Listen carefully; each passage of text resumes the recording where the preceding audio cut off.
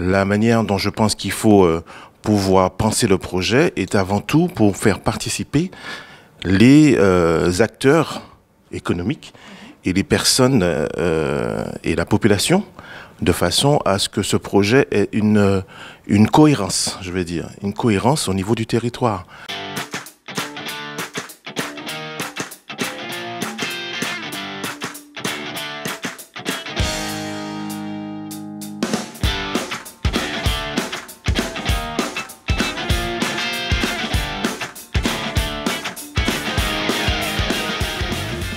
Ce qui nous manque beaucoup ici, c'est une espèce de musée ou des activités qui nous feraient changer de tout ce qu'on peut avoir aujourd'hui à proximité. On évolue aujourd'hui avec nos enfants dans le high-tech, dans la technologie et ce serait bien de pas forcément rester chez nous et de développer plutôt l'esprit culture. Il ne faut pas que ce soit un projet parachuté pour une cible extérieure, notamment européenne, Europa City. Donc on entend tout de suite que c'est international. C'est comme si on volait le territoire à ses propriétaires. Ce projet-là, il est super, c'est un super investissement, mais en fait, ça n'intègre ni les entreprises locales, ça ne les fait pas enrichir, ça ne concerne pas la population puisque ça ne rentre pas peut-être dans leurs besoins ou dans leur budget, et que finalement, ça tue tous les commerces autour. Les gens qui sont là sont censés profiter de ce qui se fait dans leur territoire. Quand je vais faire les courses à Aéroville, ce que je vois comme différents commerces, c'est les enseignes, les grandes enseignes.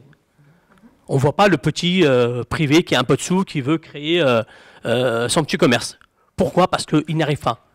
Les loyers sont très élevés. Est-ce qu'aujourd'hui Europa City va accepter monsieur tout le monde de venir dire bon ben voilà, j'ai une idée, j'ai envie moi aussi de vendre peu importe quoi, des jeans, des smoothies, des n'importe quoi, mais est-ce que vous accepteriez que nous ne sommes pas un nom, que nous sommes des jeunes issus d'un quartier plutôt d'un territoire défavorisé? Comment demain on permettra par exemple à un artisan d'art ou à quelqu'un qui vient de monter son business, demain d'avoir accès à Europa City? Vous avez plein de gens qui ont des projets très innovants.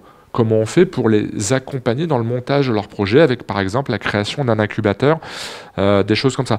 Mais ça, on souhaite le travail non pas hors sol, mais directement avec ceux qui ont l'expertise. Moi, je suis pas du tout... Je suis pas du tout la bonne personne pour un centre commercial comme ça. Si je veux faire des manèges, je vais au parc Astérix, à Disneyland, mais déjà de base, j'aime pas faire les magasins. Donc à Aéroville, j'y ai mis les pieds une fois. Moi, ici, ça manque de champ. On a besoin de laisser libre cours à la nature, mais on a besoin de développer une activité pour que chacun ait un emploi, chacun puisse consommer, etc. On ne va pas faire revenir les champs à Paris. Le côté très local est intéressant.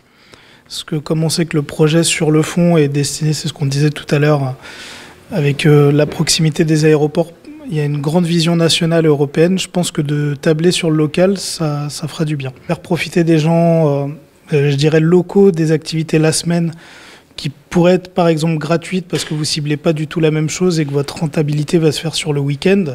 Faire une espèce de gratuité ou quelque chose en semaine, ça peut être intéressant. Du moins pour attirer du monde, ouais.